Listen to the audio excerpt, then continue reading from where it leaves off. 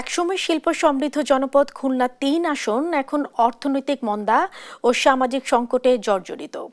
বন্ধ কলকারখানা, মাদকের বিস্তার ও সন্ত্রাস নিয়ে তীব্র ক্ষোভ রয়েছে স্থানীয়দের মনে। আসন্ন নির্বাচন ঘিরে এসব সংকট নিরসনে প্রতিশ্রুতি দিচ্ছেন প্রার্থীরা। আবার ভোটাররাও মুখে রয়েছেন পছন্দের প্রার্থীকে বেছে নিতে।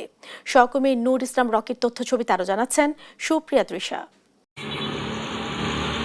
খুলনা সিটি কর্পোরেশনের ১ থেকে ১৫ নম্বর ওয়ার্ড এবং দিঘলিয়া উপজেলার ২টি ইউনিয়ন নিয়ে গঠিত খুলনা ৩ আসন। এখানে মোট ভোটার সংখ্যা ২,৫৪,৩৯৮ জন। এবারের নির্বাচনে বিএনপি, জামায়াত, এনসিপি ও ইসলামী আন্দোলনের প্রার্থীরা মাঠে সক্রিয়।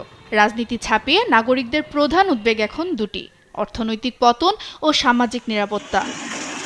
এই এলাকার সরকারি পাটকল বন্ধ বা লোকসানে থাকায় হাজার হাজার শ্রমিক বেকার রয়েছেন, যা স্থানীয় অর্থনীতিকে কার্যত ধ্বংস করে দিয়েছে।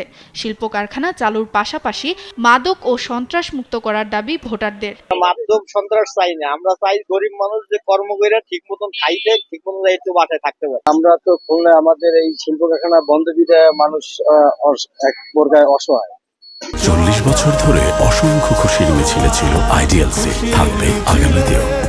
হ্যাঁ, এখন ইনকামের পরিস্থিতি আমাদের খুবই খারাপ। জরুরি একটা হাসপাতালের খুব প্রয়োজন, কারণ আমাদের দূরে যাওয়া সম্ভব না। সাধারণ গরিব মানুষ যেতে পারে না। এই ভোটের মাধ্যমে যে আসবে পার্লামেন্টে এবং আমাদের সুপ্রিমগুলো চালু করে শিল্প এলাকা খালসপুর, আমরা তাতেই খুশি। এসব সংকট সমাধানের প্রতিশ্রুতি দিয়ে ভোটের মাঠে রয়েছেন প্রার্থীরা। মাদকের যে সব ভয়াবহ থাবা এই অঞ্চলের মানুষের পরে, এই মাদকের কাছ থেকে সবল থেকে এই অঞ্চলের মানুষকে বাঁচানোই থাকবে আমার প্রথম কাজ। অসংখ্য বেকার যুবক আমাদের সামনে ঘুরে বেড়ায়। এই যুবকদেরকে আমরা কর্মসংস্থানের ব্যবস্থা করতে চাই। আমাদের পুরনো যেসব বিল কলকারখানা আছে সেগুলো চালু করতে পারবো, আমাদের স্কুলগুলো আমরা নতুন করে সাজাতে পারবো, আমাদের ছেলে মেয়েদেরকে নতুন করে আমরা আমাদের স্কুলে পাঠাতে পারবো, নতুন ভাবে আমাদের সন্তানরা আবার জেগে উঠবে। আমরা সবাই একত্রিত ভাবে এই আমাদের এই পিছিয়ে পড়া এবং নষ্ট হয়ে যাওয়া এই খুলনা ৩ আসনকে আমরা পুনর্জীবিত করতে চাই।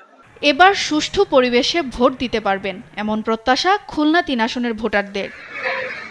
সুপ্রিয়া তৃষা, নিউজ ডেস্ক, দেশ টিভি।